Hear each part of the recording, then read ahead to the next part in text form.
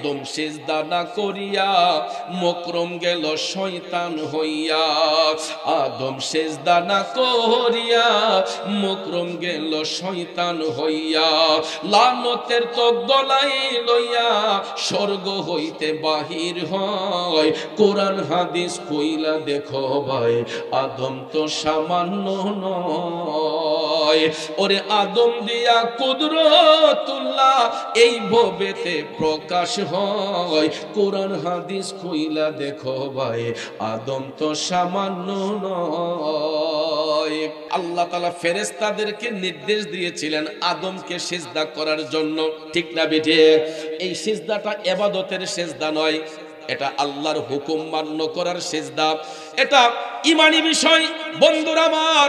ওই সিজদা ইবাদতের সিজদা নয়। আল্লাহ যে আদমকে সিজদা করার নির্দেশ দিয়েছিলেন ফেরেশতাদেরকে, এই সিজদা কিন্তু ইবাদতের সিজদা নয়, এটা ছিল আল্লাহর একটা আদেশ। কথা কোন ঠিক কিনা?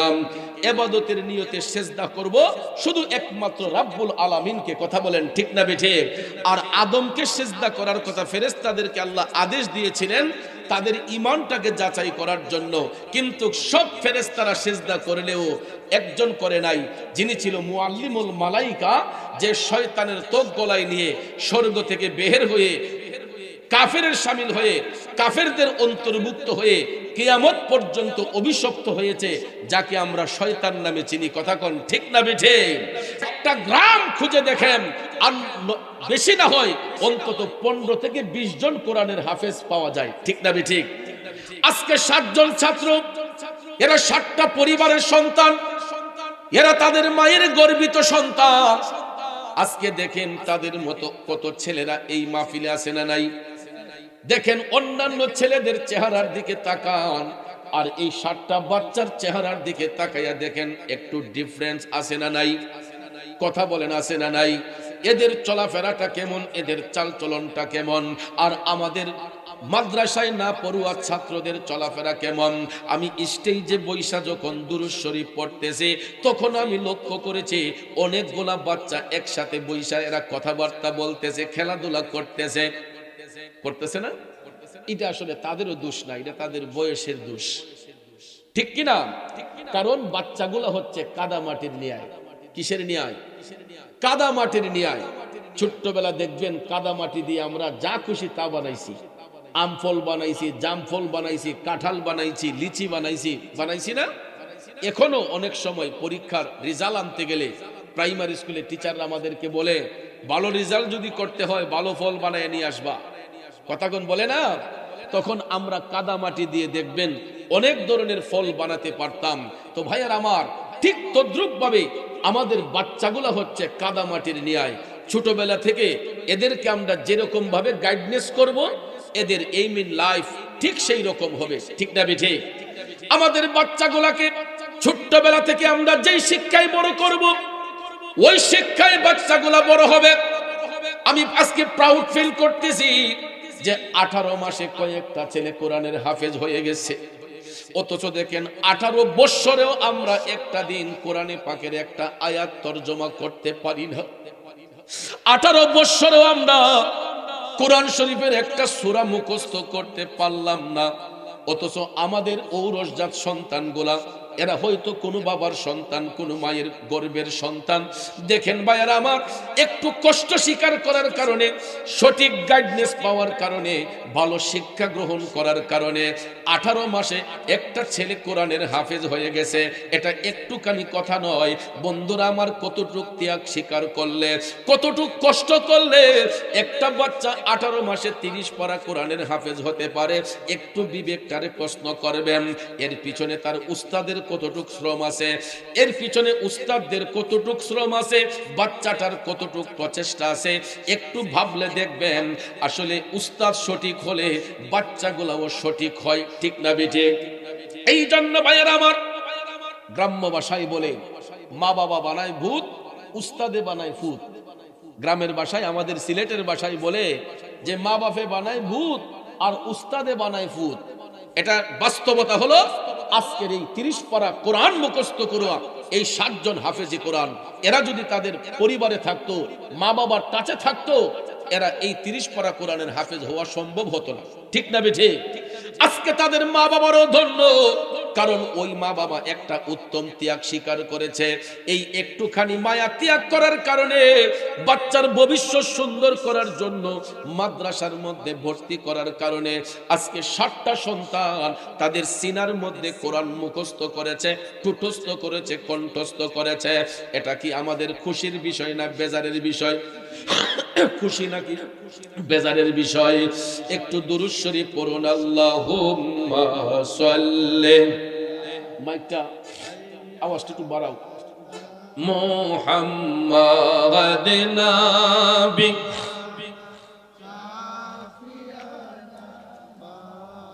লানা, মুহাম্মাদ নবী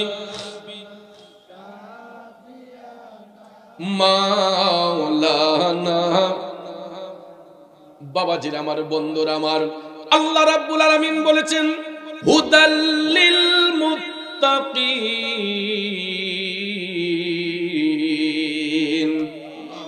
এই কোরআন দাজ্জালের জন্য নয়, কাজ্জাবের জন্য পথ প্রদর্শক নয়, বেঈমান মুনাফিকের জন্য পথ প্রদর্শক নয়। আমার আল্লাহ বলতেছেন হুদাল্লিল মুত্তাকিন, এটা মুত্তাকিদের জন্য পথ প্রদর্শক, মুত্তাকিদের জন্য এটা দিক নির্দেশক। সঙ্গে সঙ্গে আল্লাহ বলেন আল্লাযীনা ইউমিনুনা বিল গায়বি ওয়া ইউকিমুনাস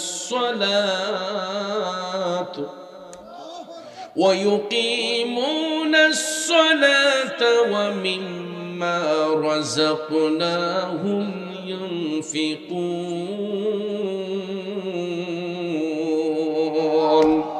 আমার আল্লাহ কত মহান! বন্ধুরা আমার, প্রথমে আল্লাহ বলেছেন এটা মুত্তাকিদের জন্য দিক নির্দেশক। সঙ্গে সঙ্গে আল্লাহ বলে আল্লাযীনা ইউমিনুনা বিল গায়ব, যারা অদৃশ্যের প্রতি বিশ্বাস স্থাপন করেছে, যারা অদৃশ্য বিষয়গুলোর প্রতি বিশ্বাস স্থাপন করে, ওয়া ইউকিমুনাস সালাহ, এবং সালাত প্রতিষ্ঠিত করে, ওয়া মিম্মা রাযাকনাহুম ইউনফিকুন, এবং যারা আল্লাহর পথে তাদের সম্পদ ব্যয় করে, ওই সমস্ত ব্যক্তিগুলোকে আমার আল্লাহ বান্দা থেকে বন্ধুরূপে গ্রহণ করে নিবে। জোরে জোরে কন্যা আল্লাহু আকবার। প্রথমে আল্লাহ বলেছে যারা অদৃশ্যের প্রতি বিশ্বাস স্থাপন করে, অর্থাৎ এই আয়াতে পাকের তাফসীর করতে যাইয়া তাফসীরে রুহুল বয়ান প্রমাণ করেছে অদৃশ্যের প্রতি বিশ্বাস স্থাপন মানে কি? আল্লাহ রাব্বুল আলামিন এই সৃষ্টি জগতের মধ্যে যা কিছু সৃষ্টি করেছেন, প্রত্যেকটা সৃষ্টিকে বিশ্বাস করে নেওয়া হচ্ছে ঈমানদারদের কাজ। শুধু তাই নয়, আল্লাহ যে সব কিছু করতে পারেন, এই বিশ্বাসের নাম হলো ঈমান। কথা বলেন ঠিক কিনা? আমার আল্লাহ দিনকে রাত বানায়, রাতকে দিন বানায়, পাহাড়কে সমুদ্র বানায়, সমুদ্রকে পাহাড় বানায়। এই বিশ্বাস যার সিনার মধ্যে থাকবে, ওই ব্যক্তিটাই ঈমানদার হবে, মুমিন হবে। শুধু তাই নয়, মুমিন যারা হয় এরা সালাত প্রতিষ্ঠিত করে, এরা আল্লাহর দ্বীন কায়েমের জন্য নিজের জীবনটাকে উৎসর্গ করে দিবে। তাফসীরে রুহুল বয়ান প্রমাণ করেছে মওলাকে খুশি করার জন্য যাদের নাক কপালটা জমিনে লাগবে, এরা না দেখা আমার আল্লাহকে বিশ্বাস করে আমার আল্লাহর কুদরতি কদমের মধ্যে সিজদা করবে। ঠিক না ঠিক? আমরা যে নামাজে দাঁড়াই, সিজদা করি কার কদমে? আল্লাহ পাকের কুদরতি কদমে। তো আল্লাহর কুদরতি কদম মোবারক আমরা কি দেখি? আমরা কি কখনো দেখছি? না দেখে বিশ্বাস করি তিনি আমাদের মালিক, তিনি আমাদের স্রষ্টা, তিনি আমাদের গড। কথা বলেন ঠিক না ঠিক? এই জন্য ভাইয়ার আমার, আমরা পশ্চিম দিক কেবলা নির্ধারণ করে দাঁড়াই নামাজ পড়ার জন্য, সালাত আদায়ের জন্য, কিন্তু আমরা যখন সিজদারত অবস্থায় যাই, আমাদের অন্তরে, আমাদের ধ্যানে, আমাদের খেয়ালে আমরা বিশ্বাস করি আমরা সিজদা করতেছি আল্লাহ পাকের কুদরতি কদমে। কথা বলেন ঠিক কিনা? এই বিশ্বাস যার মধ্যে থাকবে, ওই ব্যক্তি মুমিন বলে গণ্য হবে। কারণ ভাইয়েরা আমার, আপনারা বলুন সিজদার মালিক কে? জোরে বলেন সিজদার মালিককে। আব্বাজিরা রে, ইবাদতের মাধ্যমে আমরা সিজদা করি আল্লাহকে, কিন্তু অনেক সময় দেখবেন অনেকেই বলে আল্লাহ তাআলা ফেরেশতাদেরকে নির্দেশ দিয়েছিলেন আদমকে সিজদা করার জন্য, ঠিক না বেঠে? এই সিজদাটা ইবাদতের সিজদা নয়, এটা আল্লাহর হুকুম মান্য করার সিজদা। এটা ঈমানি বিষয় বন্ধুরা আমার। ওই সিজদা ইবাদতের সিজদা নয়। আল্লাহ যে আদমকে সিজদা করার নির্দেশ দিয়েছিলেন ফেরেশতাদেরকে, এই সিজদা কিন্তু ইবাদতের সিজদা নয়, এটা ছিল আল্লাহর একটা আদেশ। কথা কোন ঠিক কিনা? ইবাদতের নিয়তে সিজদা করব শুধু একমাত্র রাব্বুল আলামিনকে। কথা বলেন ঠিক না বেঠে? আর আদমকে সিজদা করার কথা ফেরেশতাদেরকে আল্লাহ আদেশ দিয়েছিলেন তাদের ঈমানটাকে যাচাই করার জন্য। কিন্তু সব ফেরেশতারা সিজদা করলেও একজন করে নাই, যিনি ছিল মুআল্লিমুল মালাইকা, যে শয়তানের তোক গলায় নিয়ে স্বর্গ থেকে বের হয়ে কাফেরের শামিল হয়ে কাফেরদের অন্তর্ভুক্ত হয়ে কিয়ামত পর্যন্ত অভিশপ্ত হয়েছে, যাকে আমরা শয়তান নামে চিনি। কথা কোন ঠিক না বেঠে? আদম সিজদা না করিয়া মকরম গেল শয়তান হইয়া, আদম সিজদা না করিয়া মকরম গেল শয়তান হইয়া, লানতের তো গলাই লইয়া স্বর্গ হইতে বাহির হয়। কোরআন হাদিস কইলা দেখো ভাই, আদম তো সামান্য নয়। ওরে আদম দিয়া কুদরতুল্লাহ এই ভবেতে প্রকাশ হয়। কোরআন হাদিস কইলা দেখো ভাই, আদম তো সামান্য নয়। কষ্ট হচ্ছে বাবাজির আমার। এ বন্ধু, ফেরেশতাদেরকে আল্লাহ নির্দেশ দিয়েছিলেন আদমকে সিজদা করার জন্য। এটা ইবাদতের সিজদা নয়, এটা ছিল আল্লাহর আদেশ। কিন্তু ইবাদতের নিয়তে সিজদা করব শুধু আল্লাহ রাব্বুল আলামিনের কুদরতি কদমে। আর আমরা আল্লাহ তাআলাকে দেখি না, জানি না, আমরা আল্লাহকে কখনো দেখি না, জানি না, তারপর আমরা বিশ্বাস করি তিনি আমাদের মালিক। এটাই হলো অদৃশ্যের প্রতি বিশ্বাস স্থাপন করা, অদৃশ্যের প্রতি বিশ্বাস স্থাপন করা। অর্থাৎ আল্লাহ এক, আমরা অন্তর দিয়ে স্বীকার করি, আমরা সালাত কায়েম করি আল্লাহকে খুশি করার জন্য। এবং আল্লাহ বলেছেন ওয়া মিম্মা রাযাকনাহুম ইউনফিকুন, আমি তোমাদেরকে যা দিয়েছি তা থেকে তোমরা আমি আল্লাহর পথে খরচ করবা। জালিকে চোপা কোরআনে মানে যেন আমার মনে, মানে যেন সবার মনে। দয়াল নবীর গুণ গানে হয়ে যাই মশগুল, আল্লাহ করো হে কবুল, আল্লাহ করো হে কবুল। যার নাম রেখেছ নিজে মুহাম্মদ রাসূল, সেই নামের উসিলায় দোয়া করো রে কবুল, আল্লাহ করো হে কবুল, আল্লাহ করো হে কবুল। একটা জবান বন্ধ রাখবেন না, চিৎকার মেরে বলি আল্লাহু আকবার। জগতের বন্ধুরা রে, ও মুরব্বী বাবাজিরা গো, আমার সম্মানিত মা বোনরা যারা শুনছেন, বলতেছিলাম কি, আবু বকর সিদ্দিককে আমার রাসূল বললেন না সবকিছু দিলে হবে না, তোমাকে রিজিকের তালাশ করতে হবে। কারণ তখন রাসূল শিক্ষা দিয়েছেন আবু বকর, ইজা কুদিয়াতুস সালাত ফান্তাশিরু ফিল আরদ, যখন নামাজের সময় হয় নামাজ পড়তে হবে, নামাজ যখন শেষ হয়ে যাবে ফান্তাশিরু ফিল আরদ, তখন রিজিকের তালাশে জমিনে ছড়িয়ে পড়তে হবে। ঠিক কিনা বলেন? কারণ ইসলাম বৈরাগ্যতা পছন্দ করে না। আমাদের দেশে দেখবেন সময় লাগানোর জন্য, সিল্লা লাগানোর জন্য সংসার বিরাগী হইয়া 40 দিন 1 মাসের লাগিয়া ফেরারি হইয়া চলে যায় অন্যত্র। আসেনি বাবাজিরা আমার? ইসলাম বৈরাগ্যতা পছন্দ করে না। আমার আল্লাহ পাক নির্দেশ করেছেন ইজা কুদিয়াতুস সালাত, যখন নামাজের সময় হয় তোমরা নামাজ পড়ো। নামাজ যখন শেষ আর বসে থেকো না, ফান্তাশিরু ফিল আরদ, রিজিকের তাল্লাশে তোমরা জমিনে ছড়াইয়া পড়ো। কারণ বাবাজি, আমরা যখন ইবাদত করার পরে রিজিকের তাল্লাশ করব, আল্লাহ রাব্বুল আলামিন তার নৈকট্য হাসিলের জন্য আমাকে আপনাকে উত্তম নিয়ামত দান করেছেন।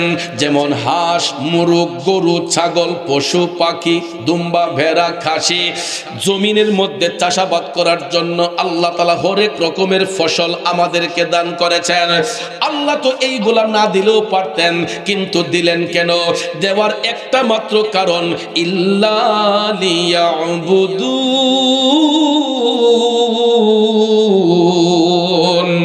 একমাত্র আল্লাহর ইবাদতের জন্য, আল্লাহর দাসত্বের জন্য। আমি যদি এখন আপনাদেরকে পরীক্ষা নেই, যদি বলি বলেন তো কয়টা মানুষ আজকে এশারের নামাজ পড়েছেন? লজ্জায় পড়ে যাবে, 3 ভাগের 2 ভাগ মানুষ বাদ পড়ে যাবে, ঠিক না ঠিক? আমি যদি এখন জিজ্ঞেস করি বলেন তো মাগরিবের নামাজ আজকে কয়জনে পড়ছেন, দেখবেন মুষ্টিময় কয়েকজন হাত তুলবে, বাকি মানুষগুলা মাথাটা নিচু করে বসে থাকবে। আমি যদি জিজ্ঞেস করি বলেন আসরের নামাজ কয়জন পড়ছেন, মাগরিবের জোহরের নামাজ কয়জন পড়ছেন, ফজরের নামাজ আজকে কয়জনে পড়ছেন, দেখবেন মাথাটারে নিচু করে সুন্দর করে লজ্জায় বসে থাকবে, মুষ্টিময় কয়েকজন লোক হাত তুলবে। নাকি মিছা কইছি? ইমানের পথে অবিচল থেকে আমার মরণ যেন হয়, ইমানের পথে অবিচল থেকে আমার মরণ যেন হয়। প্রেমিকেরা, হাসরের মাঠে আমার আল্লাহর কাছে কি জবাব দিবেন? আমার নবীর কোর্টে কি জবাব দিবেন? এই যে হেলায় হেলায় জিন্দেগিটা কাটাইতেছেন, ওহরোহ নামাজ কাজা করতেছেন, মিথ্যা বলতেছেন, ওজনে কম দিতেছেন, মানুষের সঙ্গে চিটারি বাটপারি করতেছেন, মানুষের হক নষ্ট করতেছেন, আমার আল্লাহ ছাড় দেয়, কিন্তু আল্লাহ কাউরে ছাইরা দেয় না। আল্লাহর আযাব ধীরে ধীরে হয়। দেখবেন মাঝে মাঝে আল্লাহ তাআলা রেড সিগন্যাল দেয় না? গত 2 সপ্তাহ আগে দেখেন নাই? নরসিংদীর গোরাশাল থেকে এটা উৎপত্তি হয়েছিল। এই যে ভূমিকম্প, বাবা ও ভূমিকম্প যখন আসে তখন দেখবেন কারো নাইয়ের গোড়ায় রুস্তাহে না, মুসরা মাইরা দেয়। কথা কোন ঠিক না ঠিক? জীবনটারে বাঁচাইবার লেগে দেখবেন কত পেরেশানি যে মানুষে করে, কয় হাড়ের তলে বয়ে থাকাম, কেউ কয় ডাইনিং টেবিলের তলে বয়ে থাকবো, এরকম বলে কিনা? এরপরে দেখবেন আমাদেরকে আরো অনেক পরামর্শ দেওয়া হয় যে এখানে যাইয়েন, সেখানে যাইয়েন, ভূমিকম্প আসলে এই কইরেন, সেই কইরেন। আবহাওয়াবিদগণ আমাদেরকে এরকম সতর্কবাণী দিয়ে বিভিন্ন পরামর্শ দিয়ে থাকেন। কথা কোন ঠিক না বেঠে? আপনারা বলেন, বিজ্ঞানীরা যতই পরামর্শ দেখ না কেন, বাঁচাইবার মালিক কে? মারার মালিক কে? মৌত দেওয়ার মালিক আল্লাহ, হায়াত দেওয়ার মালিক আল্লাহ। কথা কোন ঠিক কিনা? এই জন্য কবি বলেছেন, তুমি রাখো কি বা মারো, এই দয়া করো, থাকিতে যেন তোমায় না ভুলি। তুমি রাখো কি বা মারো, এই দয়া করো, থাকিতে যেন তোমায় না ভুলি। এ বন্ধু, হায়াতের মালিক আল্লাহ, মৌতের মালিক আল্লাহ, কিন্তু আমরা সেই মহান মালিককে যখন ভুলে যাই, পাপ করতে করতে যখন আমরা সীমা লঙ্ঘন করে ফেলি, তখনই দেখবেন আল্লাহর পক্ষ থেকে মাঝে মধ্যে কিছু আযাব গজব আসে, যেটাকে ভূমিকম্প বলা হয়, সিডর বলা হয়, টর্নেডো বলা হয়। অনেক সময় আমরা বিভিন্ন ভাবে দেখবেন ঝড় তুফানের আক্রান্ত হই, বিভিন্ন ভাবে দেখবেন আমরা বিভিন্ন সমস্যায় পড়ে যাই। এইগুলা আল্লাহর পক্ষ থেকে রেড সিগন্যাল। বান্দা যখন পাপ করতে করতে সীমা লঙ্ঘন করে ফেলে, তখন আল্লাহ তাআলা এই আযাবগুলা পাঠায় বান্দাকে সতর্ক করার জন্য। কেন? আল্লাহ বলেছে, লা তাকনাতু মির রাহমাতিল্লাহ, বান্দা তুমি পাহাড় পরিমাণ গুনাহ করলেও আমার রহমত থেকে নিরাশ হইও না। আমাদের পাপের কোনো সীমা সংখ্যা আছে? আরে বেহিসাবে দিন গেল আমার পাকো পড়ুয়ার, বেহিসাবে দিন গেল আমার। বেহিসাবে দিন গেল আমার পাখো পড়ুয়ার, বেহিসাবে দিন গেল আমার।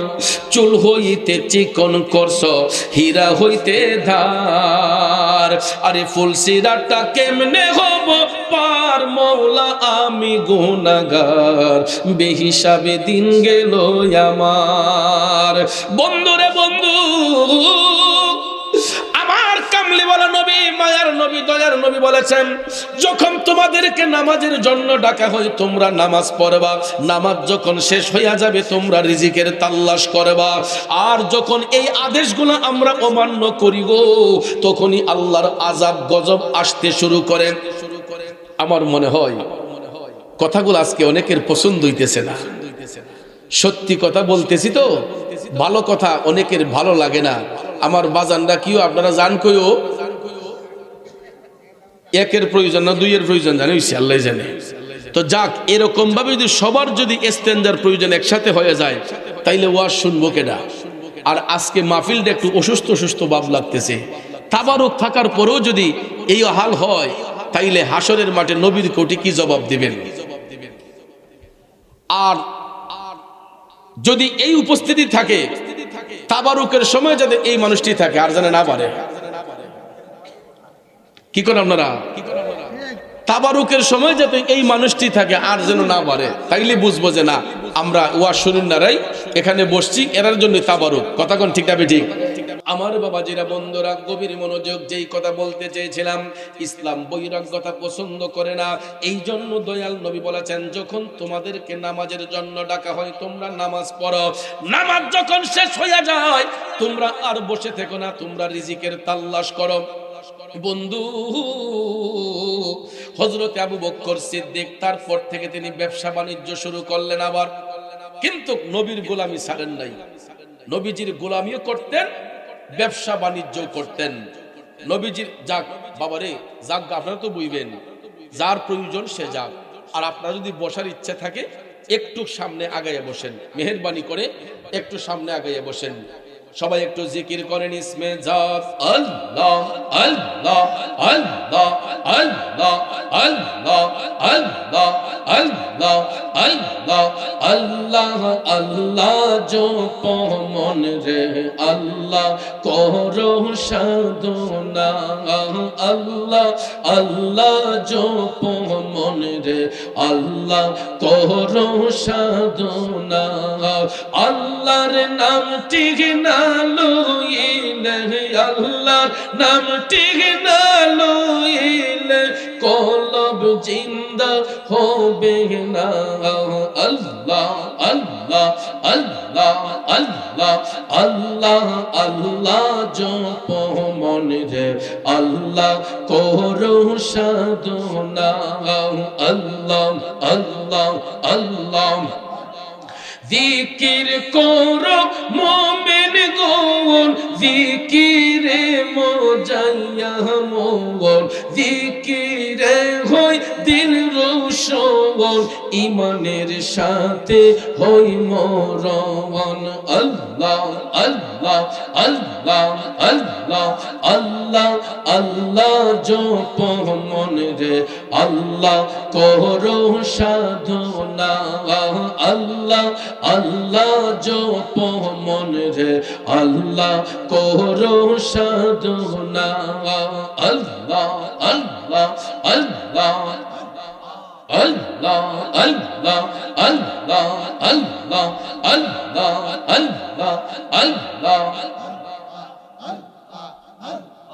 পাশান মোনা আমার লোকন্ঠে আল্লাহ নবীর নাম। পাশান মোনা আমার লোকন্ঠে আল্লাহ নবীর নাম। মারহাবা আল্লাহ আল্লাহ আল্লাহ আল্লাহ আল্লাহ আল্লাহ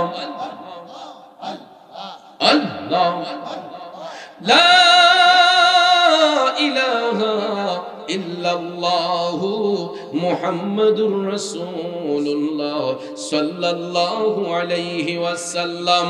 আমার ভাইয়েরা, বলতেছিলাম কি, আমার নবীর সাহাবী হযরতে আবু বকর সিদ্দিক আমার নবীর আদেশ মোতাবেক তিনি যখন ব্যবসায়িক সফরে বের হতেন, প্রতিদিন তিনি কোরআন শরীফ তেলাওয়াত করতেন এবং আমার নবীর উপর দুরূদ শরীফ পড়তেন। দুরূদ শরীফ পড়ে ঘর থেকে বের হতেন, আবার তিনি ঘরে আইসা ইবাদত বন্দেগীতে মশগুল হয়ে যেতেন। প্রতিদিনের রিয়াই হযরতে আবু বকর নিজের হাতে ঘরের মধ্যে তালা দিলেন, নিজের হাতে ঘরে তালাবদ্ধ করে তিনি বাণিজ্যিক সফরে বের হলেন। সারাদিন তিনি ব্যবসা বাণিজ্য কইরা বাড়ির দিকে যখন প্রত্যাবর্তন করলেন, এ বন্ধু, বাড়ির কাছে আইসা আবু বকর সিদ্দিক শুনতে পাচ্ছেন কে যেন মিষ্টি কণ্ঠে, মধুর কণ্ঠে কোরআন শরীফ তেলাওয়াত করতেছে। আবু বকর সিদ্দিক মিষ্টি কণ্ঠে কোরআনের আওয়াজ শুনতে পান, কিন্তু কোনো লোক দেখতে পান না। এত মিষ্টি কণ্ঠে কোরআন কে পড়তেছে? আজকে আমরা নবীর উম্মত হয়ে কোরআনকে হেফাজত করতে পারি না, কোরআনকে সম্মান দিতে পারি না। ভাইয়ের আমার, পৃথিবীর মধ্যে সর্বোত্তম সংবিধান হচ্ছে মহাগ্রন্থ আল কোরআন, ঠিক কিনা? যেই কোরআনের শুরু থেকে শেষ পর্যন্ত যদি আমরা স্টাডি করি, তাহলে একটা মানুষের জীবন গঠন করতে গিয়ে যা যা দরকার আমরা সব কিছু উপলব্ধি করতে পারি এবং সব কিছু তৈরি করে নিতে পারি। কিন্তু আজকে আমরা কোরআনকে ফলো করি না বিদায় আজকে আমরা অন্ধকারের দিকে নিমজ্জিত হয়ে যাচ্ছি। দেখেন, আজকে ইহুদি খ্রিস্টানরা এরা আকাশপথে উড়োজাহাজ উড়াচ্ছে, সমুদ্র পথে জাহাজ দৌড়াচ্ছে, বিভিন্ন বৈজ্ঞানিক যন্ত্রপাতি আবিষ্কার করে এরা এক দেশ থেকে আরেক দেশে নিয়ে যাচ্ছে। কথা বলেন, ঠিক না? আর আমরা নাকে তেল দিয়া খাইয়া ঘুমাই আর শুধু গীবত করি, পরনিন্দা করি, চুকল করি, ঠিক কিনা বলেন? ভাইয়েরা আমার, বন্ধুরা আমার, পৃথিবীর মধ্যে সর্বোচ্চ বিজ্ঞান হচ্ছে মহাগ্রন্থ আল কোরআন, সর্বোচ্চ মহাগ্রন্থ আল কোরআন। এর উপরে কোনো বিজ্ঞান নাই, এর উপরে কোনো দর্শন নাই। সবচাইতে উত্তম বিজ্ঞান হলো মহাগ্রন্থ আল কোরআন। এই কোরআনকে স্টাডি করে মুমিন ব্যক্তিরা জান্নাতের সুসংবাদ পেয়েছেন। আবু বকর সিদ্দিক বাড়ির দিকে প্রত্যাবর্তন করার সময় তিনি শুনতে পান গো, কে যেন মধুর কণ্ঠে কোরআন শরীফ তেলাওয়াত করতেছে, কিন্তু কোনো লোক দেখতে পাচ্ছেন না। আবু বকর ভাবতেছেন, এত মিষ্টি কণ্ঠে কোরআনের আওয়াজ আমি তো জীবনে কোনোদিন শুনি নাই, কে এত সুন্দর কণ্ঠে কোরআন শরীফ তেলাওয়াত করতেছে? আশেপাশে তাকাচ্ছেন, কোনো মানুষ দেখা যাচ্ছে না। কোনো লোক দেখতে না পেরে আবু বকর ভাবলেন, আমার ঘরের মধ্যে তো তালা, নিজের হাতে তালাবদ্ধ করলাম, ভিতরে তো কোনো লোক নাই, তাইলে ঘরের ভিতরে বা কে কোরআন তেলাওয়াত করবে? আল্লাহু আকবার বলেন। মনের সন্দেহ দূর করার জন্য তালাটা খুলে আবু বকর ভিতরে প্রবেশ করলেন। ভিতরে প্রবেশ করে দেখতেছেন অটোমেটিকলি কোরআনের আওয়াজ শোনা যায়, কিন্তু কোনো লোক দেখা যায় না। এ বন্ধু, আবু বকর কোনো লোক দেখতে পায় না, কিন্তু কোরআনের আওয়াজ শোনা যায়। কে এত মিষ্টি কণ্ঠে কোরআন তেলাওয়াত করতেছে? এই কারণটা জানার জন্য আবু বকর সিদ্দিক একটা দৌড় দিয়া চলে গেলেন আমার দয়াল নবীর দরবারে। দয়াল নবী, আপনার দরবারে আমি গোলাম হাজির হইয়াছি। দয়াল নবী, আপনার দরবারে আমি গোলাম হাজির হইয়া। মায়ার নবী, আপনার দরবারে আমি গোলাম হাজির হইয়া। বাবাজিরা আমার, বন্ধুরা আমার, হুজরা শরীফের দরজা খুলে আমার দয়াল নবী বের হলেন। আবু বকর সিদ্দিক নবীকে সালাম দিলেন, আসসালাতু ওয়াসসালামু আলাইকা ইয়া রাসূলুল্লাহ। নবী গো,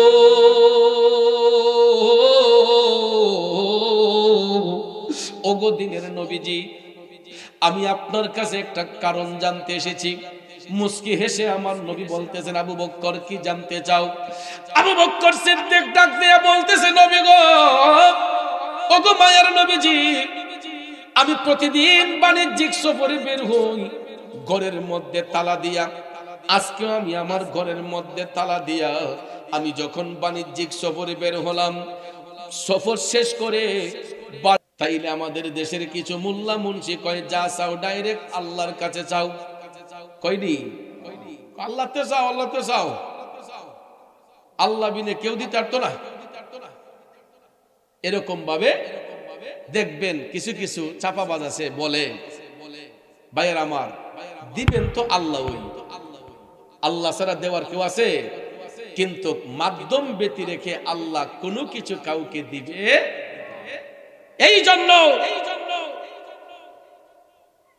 আয়াতুল কুরসির মধ্যবর্তী অংশে আল্লাহ তাআলা বলেছেন মানজাল্লাযী ইয়াশফাউ ইনদাহু ইল্লা বিইذনি। আল্লাহ কয়, হে কে আছো সেই দিন হাসরের মাঠে আমি আল্লাহর অনুব্যতীত কে আমার কাছে সুপারিশ করবে? আল্লাহ তাআলা স্পষ্ট করে আয়াতুল কুরসির মধ্যবর্তী স্থানে বলেছেন মানজাল্লাযী ইয়াশফাউ ইনদাহু ইল্লা বিইذনি। কে আছো সেই দিন আমার অনুমতি ব্যতি রেখে আমার কাছে সুপারিশ করবে?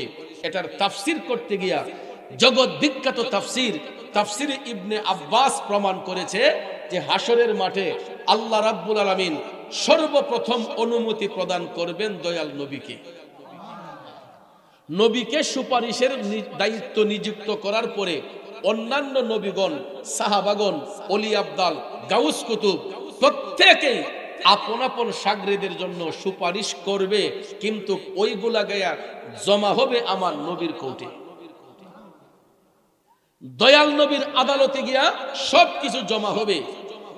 নবী যখন এই কথাগুলা যখন এজলাস করবেন, আল্লাহর কাছে উত্থাপন করবেন, তখন আল্লাহ জাতের কসম খেয়ে বলে যে আমার হাবিব যখন কারো জন্য সুপারিশ করে লাওয়াজাদুল্লাহ তাওয়াবার রহিমা, আমি আল্লাহ তাদের তওবা কবুলকারী হয়ে যাই, তাদের উপর দয়াশীল হয়ে যাই। চিল্লাইয়া বলেন না সুবহানাল্লাহ।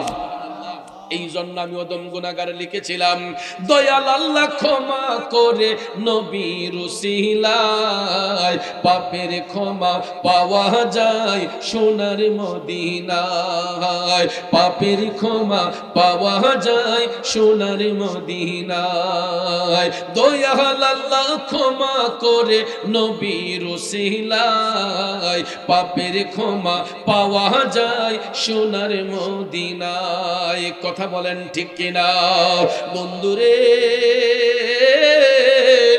যেই কোনো ইবাদত করতে যাইয়া যদি কেউ দয়াল নবীরে ওসিলা বানায়, তখন এই অ্যাপ্লিকেশনটা খুব দ্রুত আমার আল্লাহর কাছে কবুল হয়ে যায়।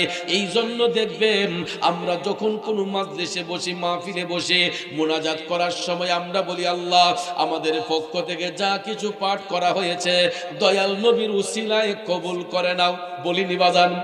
যখন নবীর ওসিলা বানানো হয়, নবীর ওসিলা যখন দেওয়া হয়, আল্লাহ খুশি হয় না বেজার হয়? এই জন্য আল্লাহ তাআলা ঈমানদারদেরকে শিখাইয়া বলতেছে ইয়া আইয়ুহাল্লাযীনা আমানুত্তাকুল্লাহা ওয়াবতাগু ইলাইহিল ওয়াসিলা। আমার আল্লাহ কই, হে ঈমানদারের দলেরা, যদি তোমরা আমি আল্লাহর ভয় অন্তরে রাখতে চাও, আমাকে পাইতে চাও, ওয়াবতাগু ইলাইহিল ওয়াসিলা, তোমরা ওসিলা তালাশ করো। সুবহানাল্লাহ করো। দেখেন আল্লাহ জানতেন বেঈমান, মুনাফিক, দাজ্জাল, কাজ্জাবেরা এরা ওসিলা মানবে না, এরা ওসিলার বিরুদ্ধে থাকবে। আর ওসিলার বিরুদ্ধে থাকবে বিদায় দেখবেন বর্তমানে আমাদের কাছে জান্নাতের টিকিট বেচুনারা বাইরে হইছে, এরা বেহেশতের টিকিট দিতেছে। আসেনি আপনাদের এলাকায় এই মেসেজ আইসিনি? দেখবেন অ্যাডভাইস করতেছে যে বেহেশতের টিকিট কেডা কেডা পাইছেন হাত তুলেন, কেডা কেডা পাইছেন না হাত তুলেন। আপনাদের কাছে আমি জানতে চাই জান্নাত দেওয়ার মালিক কে? ভাগের দায়িত্ব আল্লাহ দিয়েছেন নবীজিকে। মালিক আল্লাহ, দায়িত্ব হলো নবীজির, ঠিক না বেঠিক? ভাগের দায়িত্ব আল্লাহ দিয়েছেন রসুলকে, আর দেওয়ার মালিক হচ্ছেন আল্লাহ। কথা কোন ঠিক কিনা? জান্নাতের মালিক আল্লাহ, ভাগ করবেন দয়াল নবীজি। কিন্তু দেখা যায় নবীর উপরে দাও আমাদের দেশে এখন কিছু কিছু লোক বাইরেছে, এরা বেহেশতের টিকিট বিক্রি করে ফেলে। আল্লাহ তাদেরকে হেদায়েত করুক, আমিন কোন? আরো জোরে কোন আমিন।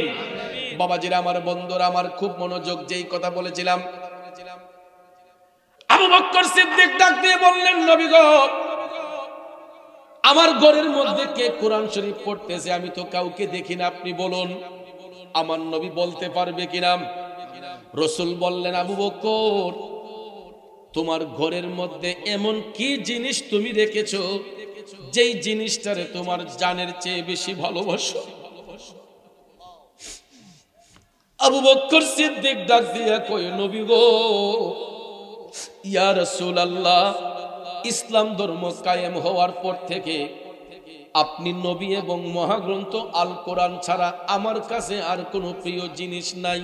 নবী গো, আপনি যখন উমরা করেছিলেন আমি আপনার পিছনে গোলামিতে ছিলাম। উমরা হজ শেষ করে আপনি যখন মাথা মুবারক মুন্ডন করেছিলেন আমার গায়ের রুমালটা বিছিয়ে রেখেছিলাম। নবী গো, আমি দেখতে পেলাম আপনার কয়েকখানা চুল মুবারক আমার রুমালের মধ্যে এসেছে। ইয়া রাসূলুল্লাহ, আমার রুমালের মধ্যে কয়েকখানা চুল আমি দেখতে পাইলাম। তখন আমি দেখলাম আপনার চুল মুবারক থেকে মেশকো আম্বরের ঘ্রাণ বের হচ্ছে। ইয়া রাসূলুল্লাহ, নবী গো, আমি চিন্তা করলাম এই চুল মুবারক আমি কোথায় রাখবো। নবী গো, আমি আমার ঘরে যাইয়া দেখলাম সবার উপরে কোরআন শরীফ রাখা আছে যত্ন করে। আমি চিন্তা করলাম এই জায়গার মধ্যেই আপনার চুল রাখা সমীচীন। এই জন্য নবী গো, আমি কোরআন শরীফ খুলিয়া এর ভিতরে আপনার চুল মুবারক খানা যত্নের সহিত রেখেছে। কারণ যখন আমি আপনার কোরআন তেলাওয়াত করতে যাই তখন আমি আপনার চুল মুবারক থেকে মেশকো আম্বরের ঘ্রাণ নিতে থাকি। আরো জোরে কন্যা সুবহানাল্লাহ। ইয়া রাসূলুল্লাহ, এই দুইটা জিনিস ছাড়া আমার ঘরের মধ্যে আর কোনো প্রিয় জিনিস নাই। তখন আমার নবী ডাক দিয়ে বলতেছেন, আবু বকর শুনো, ইন্নাল মালাইকাতা ইয়াজতামিউনা ওয়া ইয়াকরাউনাল কুরআন।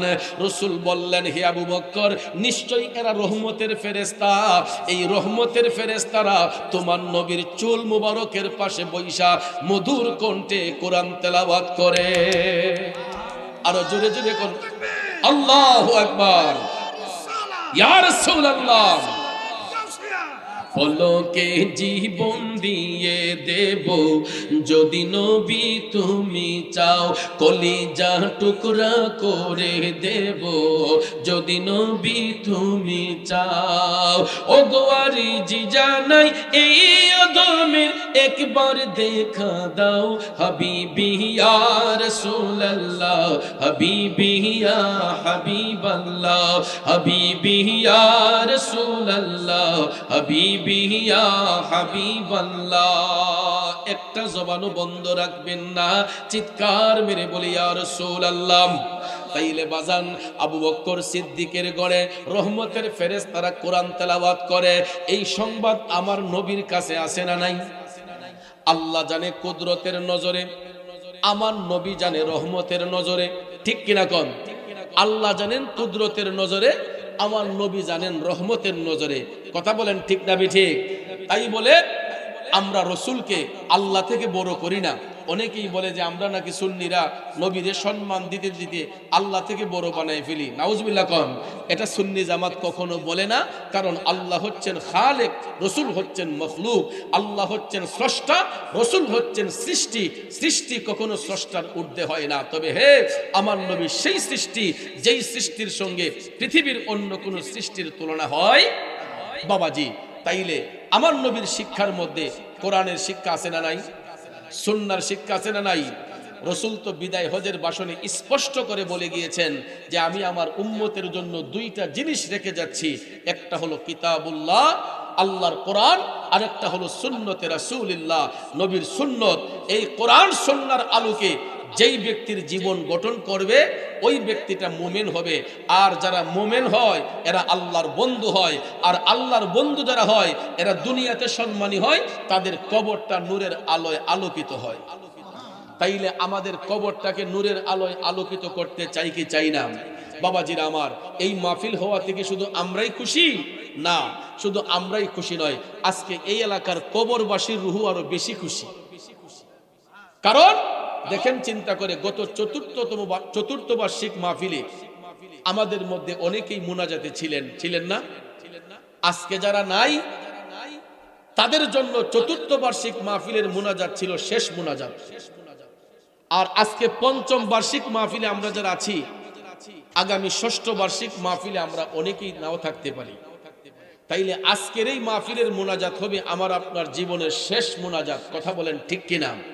তাইলে বাজান, আমাদের অনেকের মা নাই, অনেকের বাবা নাই, অনেকের দাদা নাই, দাদি নাই, স্বজন হারা এতিম আমরা অনেকেই এখানে যারা বসছেন, আমাদের কবরবাসী রুহগুলা তাকাইয়া রইছে। আমরা তাদেরকে দেখি না, কিন্তু কবরবাসী রুহ কিন্তু আমাদেরকে দেখতেছে। কবরবাসী রুহ আমাদেরকে দেখতেছে, আমরা তাদেরকে দেখি না। এই জন্য আজকে ওই সন্তানগুলা ভাগ্যবান যারা তাদের মা বাবার আত্মার মাগফিরাতের জন্য শেষ মুনাজাত করার জন্য অপেক্ষমান। আজকে ওই সন্তানগুলা এরা দুনিয়ার মধ্যে সবচেয়ে বেশি ভাগ্যবান, কারণ এরা কবরবাসীর আত্মার মাগফিরাত কামনায় এখানে বসছে। তাহলে বাজান, আমরা শেষ মুনাজাতের আগে একটু চোখ বন্ধ করে কবরস্থানের দিকে তাকান। এখানে কত সন্তানের বাবা অন্ধকার কবরে, কত সন্তানের মা অন্ধকার কবরে আছে না? আমরা একদিন থাকবো না, কারণ এ দুনিয়া ছেড়ে চলে যাব একদিন। মায়ারি বাঁধন ভুলে যাবে একদিন। আসব না আমি আর এ ভুবনে কোনদিন, এ দুনিয়া ছেড়ে চলে যাব একদিন। চলেই যেতে যাব, আর তো ফিরে আসব না। যাবার আগে এই নবীর বাগানটাকে সুন্দর করার জন্য আলেম হতে পারি নাই, কি হইছে? আলেমের পিতা হব, আলেমের পিতা হতে পারি নাই, তাতে কি সমস্যা? আলেম বানানোর জন্য সহযোগিতা করব, পারবেন না? আলেম হতে পারি নাই, আলেমের বাবা হব, আলেমের বাবাও হতে পারি নাই, আলেম বানাইবার জন্য আমরা আমাদের অর্থ দিয়ে আমরা চেষ্টা করব। কারণ আজকে আপনাদের অর্থে দেওয়ার বিনিময়ে, আপনাদের সহযোগিতার বিনিময়ে এই উজানচর নূরে মদিনা সুন্নিয়া হাফিজিয়া মাদ্রাসা এতিমখানা প্রতিষ্ঠিত হয়েছে। আপনারা তিল তিল করে এই প্রতিষ্ঠানে সহযোগিতা করার কারণে আজকে এখান থেকে 60টা হাফেজে কোরআন এদের মাথার মধ্যে পাগড়ি পরিধান করে এরা এক একটা সন্তান, এক একটা পরিবারের মুখ উজ্জ্বল করেছে, এদের উস্তাদের মুখ উজ্জ্বল করেছে। তাইলে বাজান, এই প্রতিষ্ঠান থাকলে লাভ না লস? যে এলাকার মধ্যে দ্বীনি শিক্ষা প্রতিষ্ঠান থাকে, মাদ্রাসার ছাত্র, এরা হচ্ছে নবীর বাগানের ফুল। আর ওই ফুলগুলা যেই রাস্তা দিয়ে হাঁটে, আর ওখানে যদি কবরস্থান থাকে, আমার আল্লাহ 40 দিনের জন্য কবরের আযাব বন্ধ করে দেয়। এবং হাফেজি কোরআন যেই পথ দিয়ে হাঁটে, ওই রাস্তা দিয়ে আমার আল্লাহ নূরের কার্পেট বিছাইয়ে দেয় ফেরেশতাদের মাধ্যমে। তাইলে, এবং শুধু তাই নয়, নবী বলছেন হাফেজে কোরআন যেই এলাকার মধ্যে চলাচল করে, ওই এলাকার মধ্যে কলেরা রোগ বেমার আসে না। তাইলে এদের সম্মান আছে না নাই? তাইলে দেখেন, আমি রিক্সা চালাইতে পারি, কিন্তু আমার ছেলেটা হাফেজ। আমি ভ্যান গাড়ি চালক, আমার ছেলে হাফেজ। আমি রিক্সা চালক, হাফেজ সন্তান আমার। আমি সিএনজি চালক, আমার ছেলে কোরআনের হাফেজ। এরকম বহু আছে আমার চোখে দেখা। বাবা ভ্যান গাড়ি চালাইয়া ফুলারে হাফেজ বানাইছে, মা অন্যের বাড়িতে কাজ কইরা ওই টাকা দিয়া ছেলেরে কোরআনের হাফেজ বানাইছে, আলেম বানাইছে, মুফতি বানাইছে। এরকম বাংলার ইতিহাসে অনেক নজিরবিহীন ঘটনা আছে, আছে না? তাইলে বাজান, আমরা আজকে কবরবাসীর আত্মার শান্তির জন্য, এই মাদ্রাসাকে আরো সুন্দর করার জন্য, বাবাজিরা আমার, বন্ধুরা আমার, আমরা মাদ্রাসার উন্নয়নে আমি দেখতে চাই। এখানে আমার গাউসে পাকের প্রেমিক, সুন্নি প্রেমিক বাবাজিরা, আজকে আমি জানি না আপনারা আমার সাথে কি রাগ করছেন যে উজানচরের মাহফিলে এত লোক কম হওয়ার কথা ছিল না। আমি এটা আশা করি নাই, কারণ আমি যদি আমার গ্রামে একটা মিলাদ শরীফ পড়ি, এর চাইতে 3-4 গুণ বেশি মানুষ হয়। খালি যদি শুনে যে মুরাদ পিসা হুজুর এলাকার মধ্যে আসতেছে, একটা মিলাদ শরীফ পড়বে, তাইলে এর চাইতে 3-4 গুণ বেশি মানুষ হয় শুধু আমার নিজের গ্রামে, যদি খালি শুনে যে আমি মিলাদ পড়তে আসছি। কিন্তু আজকে এত বড় একটা ঐতিহ্যবাহী গ্রাম, সুন্নি এলাকা, নবীর প্রেমিক গুলা কোথায় যে চলে গেল আমি জানি না। এটা আমার দোষ নাকি আমার কপালের দোষ? তো যাক, আলহামদুলিল্লাহ, কম হোক বেশি হোক, এখানে যদি একটা মানুষ ইমানদার হয়, তাইলে আজকে মাহফিল সার্থক হয়ে যাবে। ঠিক কিনা বলেন? তাইলে আব্বাজি, মা হারা বাবা হারা এতিমগুলা একটু দেখতে চাই আমি, যে হুজুর ইনশাল্লাহ আমি এই মাদ্রাসার উন্নয়নে 20,000 টাকা দিবেন, বেশি বলবো না, 50-1 লাখ আমি বলবো না, যদি পারেন দিয়েন, কিন্তু অন্তত 20,000 টাকা দিবেন। এই নবীরগড় মাদ্রাসায় এতিমদের মহব্বতে আসেনি, একটা এতিম সন্তান আসেনি, মা হারা বাবা হারা এতিম, যার বাবা নাই অথবা মা নাই, 20,000 টাকা দিয়ে ধন্য হবেন। একটা আল্লাহর বান্দা আসেনি, আমি দেখতে চাই। কারণ আমি ইচ্ছে ছিল যে বাঞ্চারামপুর এলাকায় আসলে প্রথম দাগ ওই 1,50,000 এরকম আস্তে আস্তে নিছেন আমি, কিন্তু আমি আপনাদের হাল অবস্থা দেখে আমি ভাবতেছি যে না, কমাই বলতে হবে। এই জন্য বাজান 20,000 টাকা দেওয়ার মতো লোক অন্তত প্রথমে একজন লোক আসেনি যে হুজুর ইনশাল্লাহ। উজানচরের মনির খান, আয়ারল্যান্ড প্রবাসী, ওনার আব্বা আম্মা আছেনি, মা বাবা আছেন। ও মনির খান ভাইয়ের আব্বা, ও মনির খান ভাইয়ের আম্মা, আপনারা ধন্য, সন্তানের ধন্য মা বাবা।